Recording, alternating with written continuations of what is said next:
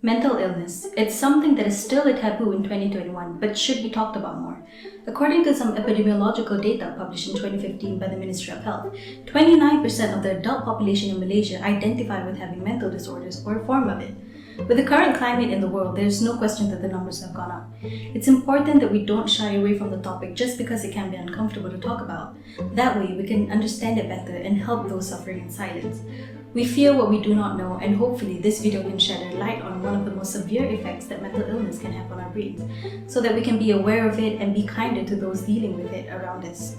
Mental illness can have some less than ideal outcomes and side effects, such as changes in behavior, changes in speech, and even language regression in some cases.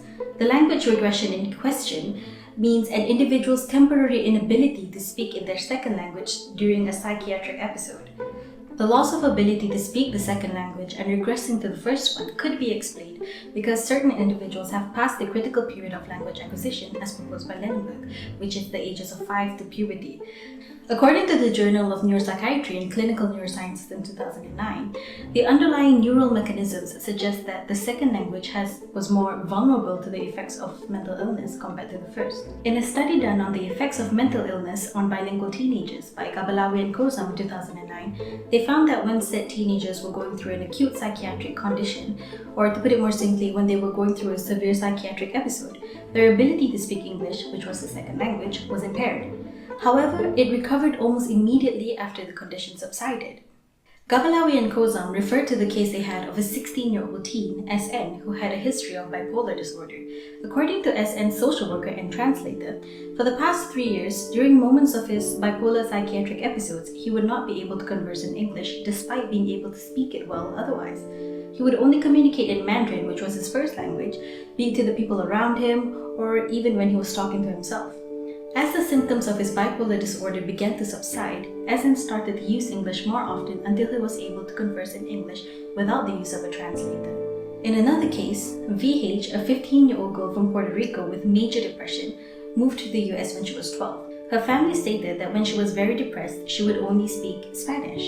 This was consistent to her hospitalization as she only spoke Spanish and required a translator. As the episode began to subside though, VH, similarly to SN, started speaking English more and more and could communicate without the translator as well. Now, the question on everyone's minds is, why does this happen? What exactly causes these individuals with a history of mental illness to momentarily lose the ability to speak their second language?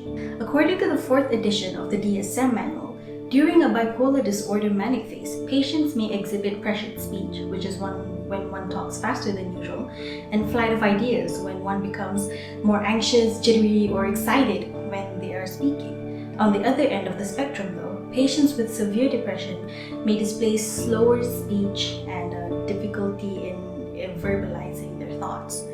But what they both have in common is that the speech is affected in one way or another.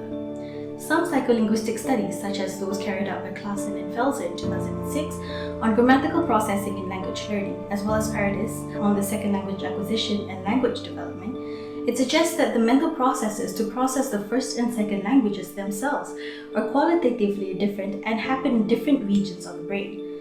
The first language is said to depend on the implicit knowledge, which is stored in the memory, which is more unconscious and automatic. However, this memory system is not as present for the second language acquisition, and knowledge is seen as more explicit and conscious, which leads to the processing of it being less automatic.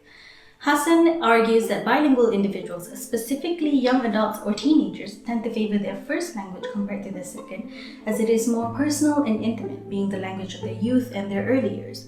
As for a more scientific approach, studies using MRIs have shown differences in the cortical representations, pattern of brain activations, and functional organizations.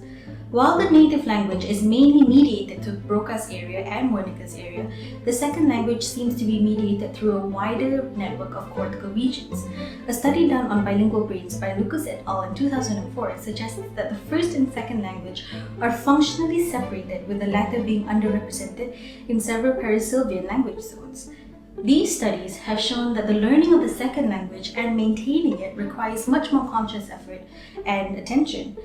Therefore, it is usually the language that will be compromised if an individual were to go through a psychiatric episode. Furthermore, these mental illnesses can cause much distress, which would encourage individuals to regress to their first language as it could give them more emotional comfort.